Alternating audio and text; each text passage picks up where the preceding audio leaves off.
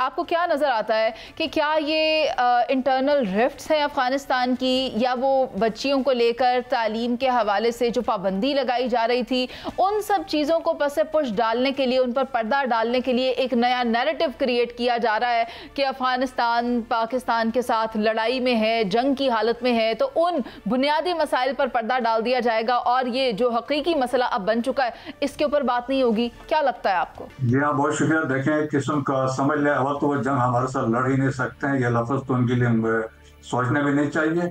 और सेकंड ये बात है कि देखें, एक किस्म का प्रोपेगेंडा कर रहे हैं, और जिस तरीके से जो उनके मास्टर्स है इंडिया से लीड ली हुई है, वो डायरेक्शन इनको दे रहे हैं कि आपने क्या बात करनी है। और आप देखें कि हमें बहुत वाज़ेह डिवीजन विद इन अफगान रजीम के अंदर से नजर आ रहे हैं। आपने पहले जो बातचीत हुई उसमें मुल्ला याकूब आया था, ही वाज रिप्रेजेंटिंग कंदहार। और इसके बाद हम जो टीम गई थी, जो इस्तांबुल में बातचीत हुई, Rahmatullah Najib, he was representing Haqqani.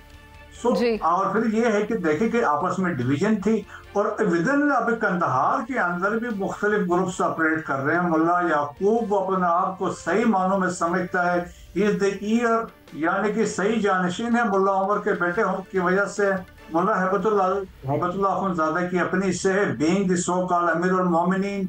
मुल्ला देखें कि ये मुत्तकी भी हेलमेंड का रहने वाला है, और इसके अलावा जो दूसरे भी वो है। लेकिन ऊपर जो है नॉर्थ ईस्ट में हक्कानियों का जो बड़ा स्ट्रांग होल्ड है, तो उनकी बड़ी डिफरेंट है। They are very soft as far as the ख्वातीन के एजुकेशन की बात होती है या ह्यूमन राइट्स की बात होती है, तो उसमें वो अपना थोड़ा सा सॉफ्ट शो किया है। लेकिन इसके बावजूद आप देखें कि इसमें इंक्लूसिव गवर्नमेंट तो बनी ही नहीं है। 42% टोटल वहाँ पे पश्तून है, 58% they are outside. So it is a self imposed authority जो खुद ब खुद जबरदस्ती दौर से आई है। लेकिन इस 42% में भी इवन द पश्तून जो हैं वो भी इनके साथ, मेजॉरिटी इनके साथ नहीं है। सो आपस में अभी आप देखें डिवीजन है। जिस तरीके से अभी एक्टिविटीज शो की हैं कि उस वक्त ग्रुप से एक्टिवेट हो चुके हैं मज़ार शरीफ वाले एरिया में, हिज़्ब वहदत वाले एक्टिवेट है, उस्ताद मौक़िफ़ के अंडर कमांड, उस्ताद अता के अंडर कमांड हिज़्ब इस्लामी वाले हैं, और दोशंबा बेस्ड अहमद मसूद है जो नॉर्दर्न एलायंस अहमद शाह मसूद के बेटे हैं। सो वो एक्टिव इन 13 प्रोविंसेस है। और इसी तरह हेरात वगैरह में एक कमांडर इस्माइल का एरिया है। सो विदन इसमें बहुत सारी डिवीजन है, तो इसमें कंसेंसस नहीं है। लेकिन अभी ये भी मसला है कि कंट्रोल फितना बारिश का कौन करेगा। हक्कानियों का भी उस पर इंटरेस्ट है कि सब्सिक्वेंट अगर सिविल वार कुछ होती है तो इनको यूज करें। इसी तरह कंदहारियों का भी उस पर है। फिर कंदहारी अपने आप को ज्यादा सुपीरियर समझते हैं कंपेयर बीइंग दुर्रानीज, और ऐसे वो नॉर्थ ईस्ट से कहते हैं हम सुपीरियर है, और वो चाहते हैं कंट्रोल हमारे पास हो। सो बहुत सारी वजूहात है। और फिर ऊपर से देखें कि जिस तरीके से बातचीत में, और जो इनिशियल बातचीत हुई थी उसमें तो एग्री कर गए थे, पाकिस्तानी पॉइंट्स पे एग्री कर गए थे। जब वो फीडबैक लेते थे, कंधार कुछ कहता था, काबुल वाले कुछ कहते थे। दैट्स वाई पाकिस्तानी निकले थे बाद में, उन्होंने फिर रिक्वेस्ट की आके बैठे। बट एक चीज वेरी क्लियर है कि Pakistan has made very clear कि जो अगर अटैक्स इसके बावजूद भी it is a temporary truce है, कंडीशनल है।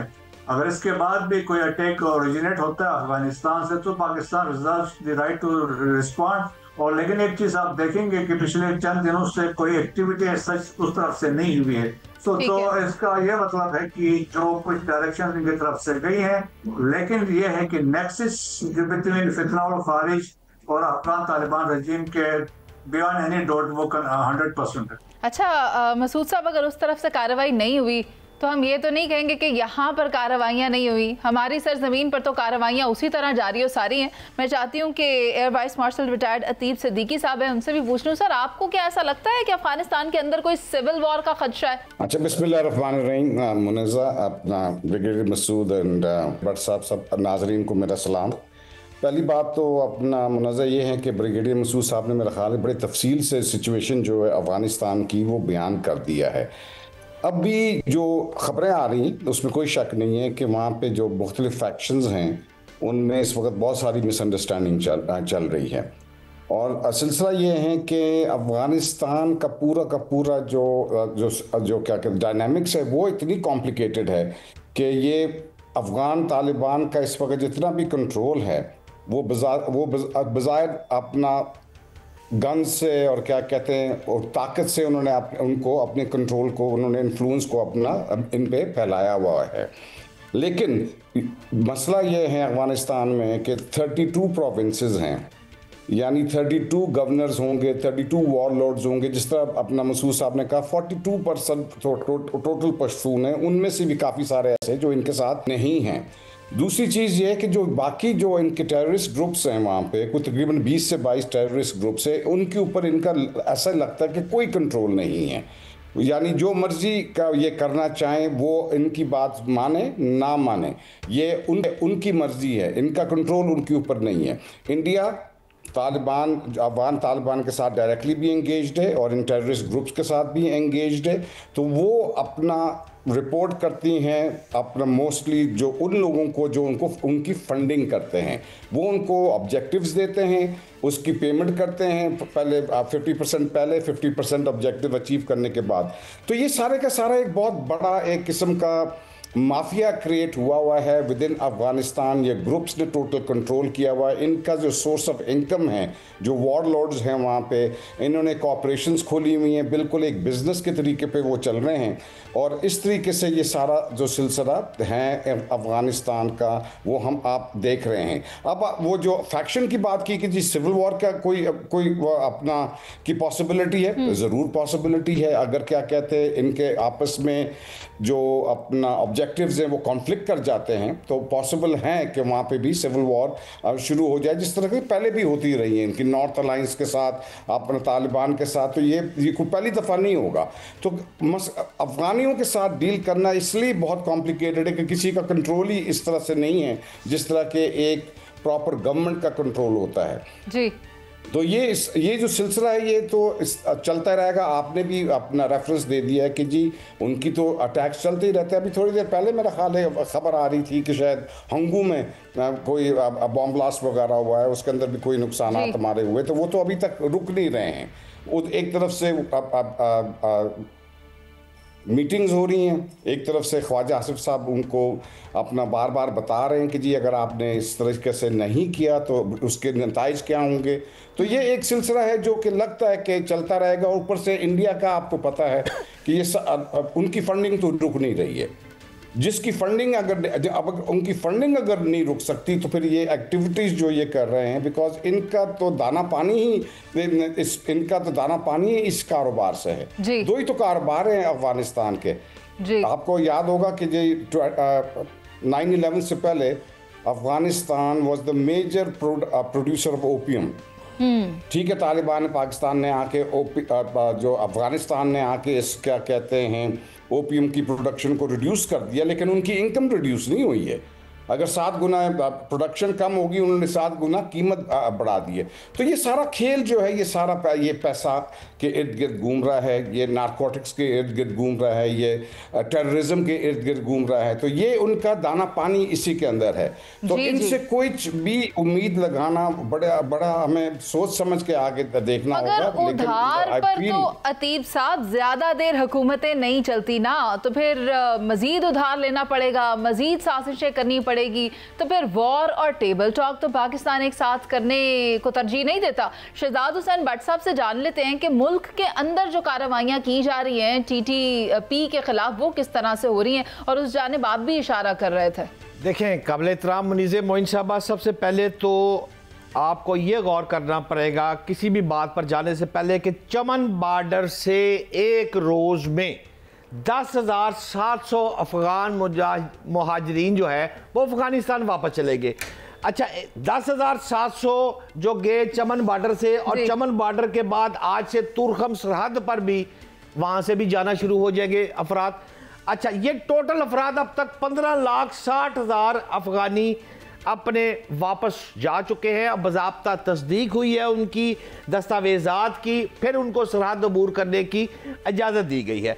अब इसका दूसरा पॉइंट ये है कि लाहौर और रावलपिंडी में बाज़ाब्ता FIR हो रही है, मुकदमात दर्ज हो रहे हैं उन अफराद पर जो अफगानियों को दुकान और घर जिन्होंने किराए पे दी हुई हैं, ताहाल उनको पाबंदे सलासल पाकिस्तानियों को भी करना शुरू कर दिया गया है। तीसरी बात मेरी, मैं बिल्कुल मुत्फिक हूँ एयर वाइस मार्शल साहब के साथ जो फरमा रहे थे कि कंट्रोल में ये चीज़ें नहीं है। लेकिन मैं सवाल करना चाहता हूँ ब्रिगेडियर रिटायर्ड मसूद अहमद खान साहब, मैं आपसे ये जानना चाहता हूँ कि अफगान हुकूमत के जो तर्जमान है ज़बीहुल्लाह मुजाहिद साहब, उनका बयान आपने भी पढ़ लिया, हमने भी पढ़ लिया। वो बयान, मुझे तो बयान गुमराह कुन एक बयान लग रहा है, और ये जो मसला है ये सीधी उंगली से हल होने वाला नहीं है। एट एनी कॉस्ट आप जितने मर्जी बयान कर लें, उनको या पैसे की ज़बान समझ आती है या गोली की ज़बान समझ आती है, और एयर वाइस मार्शल साहब ने कह दिया चीज़ें उनके कंट्रोल में नहीं है। तो फिर किस बात की देर है? ब्रिगेडियर साहब कोई हमारी रहनुमाई फरमाए। देखिए, मेरे ख्याल में जो ज़बीहुल्लाह मुजाहिद का बयान है, तो हम कह सकते हैं कि इंडिया की तरफ से उसको एक लिख के बताया कि इन पॉइंट्स पे फोकस करें। सो हम कह सकते हैं मलेशिया से इट इज मिसलीडिंग है। और उसने जहां बात की, देखें पाकिस्तान आर्मी है और पॉलिटिकल गवर्नमेंट है, एक ही पेज पे है। जो हमारी विक्ट्रीज अभी रिसेंट पास्ट में हुई है, it because of unanimity between the various stakeholders की वजह से हुई है, और उसमें तो कोई शक नहीं होना चाहिए। फिर उसने बात की खैबर पख्तूनख्वा के अवाम जो है फौज पाकिस्तान के शाना बशाना खड़े हैं, और पीछे जो वायलेंस जब कन्फ्लिक्ट हुआ तो आपने देखा सारे पख्तून जो बॉर्डर बेल्ट के थे वेपन्स लेके बाहर आ गए थे। They said कि we will fight along with the armed forces of Pakistan। So वो अप्रोच है। लेकिन अफगानिस्तान के अंदर वो ये नहीं बता रहे कि पिछले 4 साल से जब से ये आए हैं वहाँ पे क्या हुआ। वहाँ पे इंक्लूसिव गवर्नमेंट नहीं बनी है, खवातीन का कोई वहाँ पे स्कोप ही नहीं है, उनके एजुकेशन वहाँ पे नहीं हो रही, ह्यूमन राइट्स की वायलेशन हो रही है। और देखें ना कि बाकी 58% मेजॉरिटी तो बाहर बैठी हुई है। सो पाकिस्तान ने बड़ा कैटेगोरिक, देखें जिस बातचीत में एक ही 1 पॉइंट एजेंडा पाकिस्तान का रहा है कि अगर देखें आप इसको इंश्योर करें कि तालिबान रजीम जो है तो टेररिस्ट ऑपरेटिंग फ्रॉम अफगानिस्तान वो ना हो, उसको क्रैक डाउन करें। और इसीलिए हम देखें उसमें एक पॉइंट है कि वेरीफाइबल एविडेंस शो करें। और वेरीफाइबल एविडेंस क्या होगा कि if you crack down on the hideouts, dismantle the safe havens या जो ट्रेनिंग एरियाज हैं इनके, और लॉजिस्टिक जो इनके कम्युनिकेशन से लिंक्स जो बनते हैं एफिलिएशन से, उनको आप उस पर भी क्रैक डाउन करें, इसको तोड़ें, तो वो वेरीफाइबल एविडेंस होगा, तो उसके बाद हम मान सकते हैं। अतीफ सिद्दीकी साहब, मैं चाहूँगी कि आपसे मैं भारत के हवाले से कुछ पूछ लूँ। आप देखें कि चीन और अमरीकी सदूर की मुलाकात के बाद दोनों के दरमियान जो बर्फ़ थी वो पिघलने लगी है। मज़ीद पॉजिटिव चेंजेस और पॉजिटिव पॉलिसीज़ पर वो बात करते हमें दिखाई दिए हैं। लेकिन ऐसे में भारत का क्या बनेगा? क्या उसके मल्टी पोलर विजन को कोई ख़तरा लाहक हो रहा है इन मुलाकातों से? मुनज़्ज़ा, बेसिकली जो अब बड़ी अच्छी चीज़ है कि चाइना और अमेरिका की ये अच्छी पॉजिटिव मुलाकात हुई है, और इसमें काफ़ी अच्छी अपना वे फॉरवर्ड के जो है वो उन्होंने बातें की हैं। लेकिन जहाँ तक इंडिया का ताल्लुक है, ये अभी आपको पता ही होगा कि अभी परसों उन्होंने USA का जो स्ट्रेटेजिक फ्रेमवर्क है अगले 10 साल का भी उनके साथ साइन कर लिया है। तो जहाँ तक इंडिया की पोजीशनिंग है विद अमेरिका, वो तकरीबन उसी तरह ही है जैसे पहले थी। और जो उनकी पोजीशनिंग है अपना चाइना के साथ, वो भी आप सबको मालूम है कि चाइना के साथ जो लद्दाख के मामले में उनके डिफरेंसेस हैं वो भी हम सबको मालूम है। लेकिन अभी आपने जो सवाल किया है कि जी ये इनसे कोई इंडिया को फ़र्क पड़ेगा, मेरे हिसाब से तो मेरे अपनी ज़ाती तो ख्याल में इंडिया को कोई फ़र्क इसलिए नहीं पड़ने वाला है कि मैंने इसलिए ये रेफरेंस दे दिया स्ट्रेटेजिक कोऑपरेशन बिटवीन USA और अपना इंडिया का, जो कि 2035 तक चलेगा। और इस स्ट्रेटेजिक जो कोऑपरेशन का बेसिक मकसद ही ये है कि इनकी कोशिश है कि चाइना को जितना भी रोका जा सके, जितना भी उनके इन्फ्लुएंस को अपना कंट्रोल कर सकें through this particular partnership in the Indo Pacific region के अंदर। तो वो चीज़ें तो सब अपनी जगह पे हैं। और क्या कहते हैं, इसलिए इंडिया बेशक हमारा क्या कहते हैं पाकिस्तान के ताल्लुकात इस वक्त यूनाइटेड स्टेट्स के साथ बहुत बेहतर हुए हैं पहले से, लेकिन आपने ये देख ही लिया होगा कि ये हमारे साथ भी ताल्लुकात उनके बेहतर हैं, जो कि बड़ी अच्छी चीज़ है। लेकिन इंडिया के साथ वो ट्रंप साहब जो हैं वो मुख्तलिफ स्टेटमेंट्स देते रहते हैं, लेकिन साथ साथ ये भी कहते रहते हैं कि जी मोदी के साथ उनके बड़े अच्छे ताल्लुकात हैं। एंड उसकी जो प्रूफ है वो ये वो जो साइनिंग ऑफ दी और extension of the strategic cooperation agreement है बाय अनदर 10 years। ये आपको इल्म होगा कि ये 2005 से शुरू हुआ सिलसिला, 2005 से लेके 2015, 2015 से 2025 और अब ये आगे चल रहा है मामला। तो बेसिकली इंडिया को मेरे हिसाब से कोई फर्क पड़ने वाला नहीं है इस पर्टिकुलर डायलॉग से। ठीक है, बहुत शुक्रिया आपका अतीब सिद्दीकी साहब।